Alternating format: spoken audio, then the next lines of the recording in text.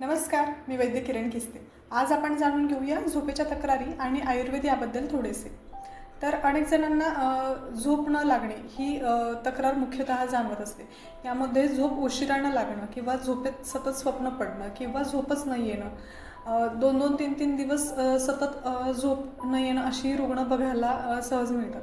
तर ह्यात प्रामुख्यानं कारण म्हणजे मानसिक ताणतणाव, बदलती जीवनशैली, धकाधकीचं जीवन, चुकीची आहार पद्धती किंवा सतत मोबाईल सर्फ करत राहणे हेही त्यात एक मुख्य कारण सापडलेलं आहे. आणि जे लोक आय टी कंपन्यांमध्ये आहेत किंवा ज्यांचं सतत संगणकावर काम असतं किंवा सतत ज्यांचं शेड्यूल हे ऑनलाईन रिलेटेड जास्त आहे, सतत मोबाईल किंवा इंटरनेटचा वापर ह्यामुळेही ही तक्रार दिसून येते. जशी ही मोठ्यांमध्ये दिसून येते तशीच ही तक्रार आजकाल लहान मुलांमध्येही पाहायला मिळते. ह्याचं सगळ्यात महत्त्वाचं कारण म्हणजे आपण आपली बदललेली जीवनशैली. पूर्वीच्या काळामध्ये साधारणतः एक 6-7 पर्यंत सर्व जेवणे जी संध्याकाळची असायची ती आवरली जायची आणि घरामध्ये एक झोपेचं वातावरण तयार केलं जायचं, ज्यामुळे लहानांपासून मोठ्यांपर्यंत सगळेजण त्या निद्रेच्या अधीन व्हायचे.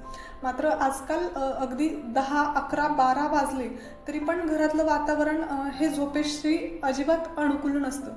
त्यामध्ये सतत तुम्ही टी व्ही बघणं, कोणीतरी सतत मोबाईल सर्फ करत राहणं, अनेकांची जी कामं असतात तीच फार उशिराने संपतात, त्यामुळे त्यांचं वेळी अवेळी घरी येणं, अशी प्रामुख्याने कारणे लक्षात आलेली आहेत. अजून एक महत्त्वाचं कारण म्हणजे पचनाच्या तक्रारी. सतत मानसिक दबावाखाली राहणं हेही एक कारण दिसून आलेलं आहे. किंवा जर नवजात शिशू असेल, माता असेल ती स्त्री, तरीही तिला ही तक्रार भेडसावताना दिसते.